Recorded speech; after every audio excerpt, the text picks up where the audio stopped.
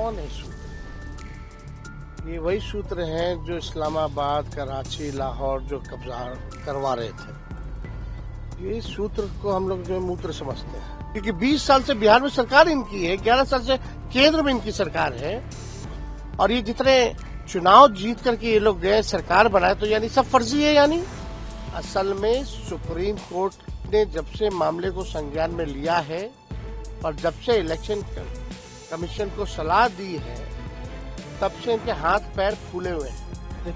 इसका मतलब है कि आप मुसलमानों को लेकर के और दलित ST/SC को लेकर के और EBC को लेकर के आप गंभीर नहीं है, चुनाव आयोग को लेकर गंभीर नहीं है आप।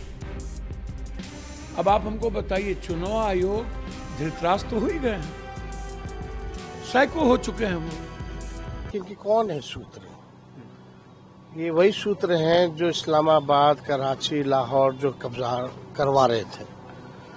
ये सूत्र को हम लोग जो है मूत्र समझते हैं, और इस तरह की अगर कोई बात है भी तो आखिरी बार यूपी की सरकार में 2003 में SIR हुआ था। उसके बाद से अब तक जो है इतने साल हो गए, और इन सालों में कई चुनाव हम लोगों ने देखा। नरेंद्र मोदी जी का 14 का भी चुनाव देखा, 19 का भी देखा और 24 का भी देखा। यानी इनका कहने का मतलब ये है कि उस समय हम लोग 3-3, 4-4 लाख वोट से चुनाव हारे, तो क्या विदेशियों ने नरेंद्र मोदी जी को वोट दिया? 39 सीटें आई 40 में से, इस बार 30 सीटें आई NDA को, तो विदेशी यानी उनको वोट दे रहे लोकसभा के चुनाव में। बात ये खड़ा होता है कि 2005 के बाद से बिहार में किसकी सरकार है? NDA की सरकार है, बीजेपी की, नीतीश कुमार जी की सरकार है। 11 साल से केंद्र मंत्री कौन है? केंद्र में गृह मंत्री कौन है? 11 साल से देश का प्रधानमंत्री कौन है? मोदी जी हैं, अमित शाह जी हैं। तो ये गलती किसकी है फिर? यानी गलती तो इन्हीं NDA वालों की है।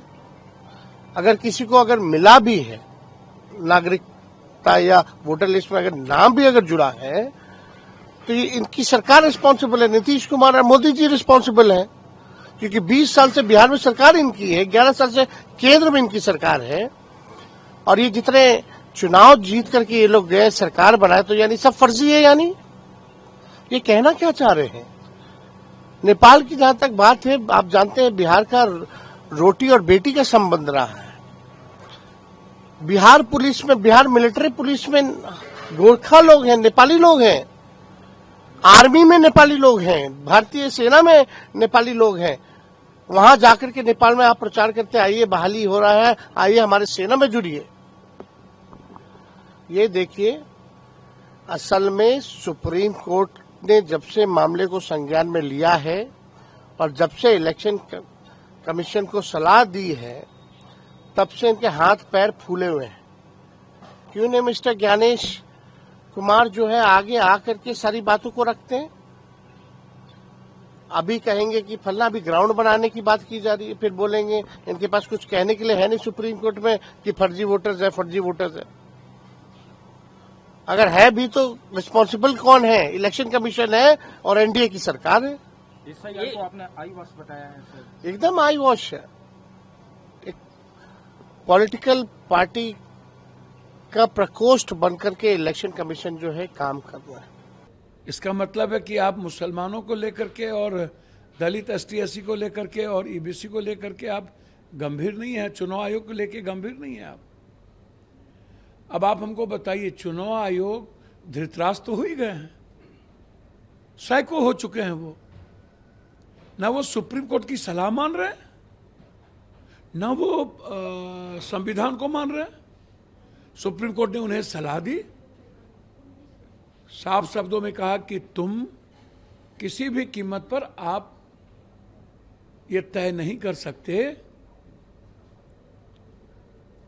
कौन इंडियन है, कौन इंडियन नहीं है। आप कॉन्स्टिट्यूशन के तहत काम कीजिए, और मेरी सलाह है कि आप इस आधार कार्ड को, राशन कार्ड को, अन्य कार्डों को भी आप उसमें शामिल कर लीजिए। तो ना आप सलाह मानने को तैयार है, आप कह रहे हैं कि नहीं, हम भाजपा के दुर्योधन के लिए जो काम कर रहे हैं, हमें कुछ भी जिगजैग नहीं करना। एक तो सबसे खतरनाक संकेत है ये। दूसरी बात, सुप्रीम कोर्ट ने उन्हें एक और सलाह दी थी कि आप ये बताइए कि ठीक है आप वर्किंग कीजिए, कि ऐसी क्या जरूरत पड़ गई 6 महीना पहले आपको म्यांमार, नेपाल या बांग्लादेश के बारे में ये जानकारी नहीं थी जब आप नए वोटर लिस्ट को तैयार कर रहे थे, और ना ही आप अरुण जेटली लॉ मिनिस्टर के उन मुद्दों को याद है कि आपको किस परिस्थिति में वोटर लिस्ट में किन के नाम को ऐड करना है और किन के नाम को बाहर करना है, आप वो भी ध्यान में आपको नहीं है। अब आप कह रहे हैं कि मैं जा रहा हूं, हमें पता चला, तो हम चुनाव आयोग से पूछना चाहेंगे, अभी तो आपने फॉर्म बांटना शुरू किया, अब फॉर्म कहीं से आया नहीं, और दूसरी बात आप कह रहे हैं कि जिनके बारे में हमको शक हो रहा है उनके पास आधार कार्ड भी है, राशन कार्ड भी है, लेकिन वो गलत तरीके से है। तो हम चुनाव आयोग से पूछना चाहेंगे, आधार कार्ड और पैन कार्ड जो मर जाएगा उसका भी रहेगा। आप 123% पूर्णिया में, 126 किशनगंज में, 124 कटिहार अररिया में, अरे जनाब गुजरात में 18 लोकसभा में 11, 12, 13% ज्यादा है, जहां माइनॉरिटीज 3, 2, 6% है। हरियाणा में माइनॉरिटीज है ही नहीं। तो बीजेपी वाले के मुंह में कौन चीज है?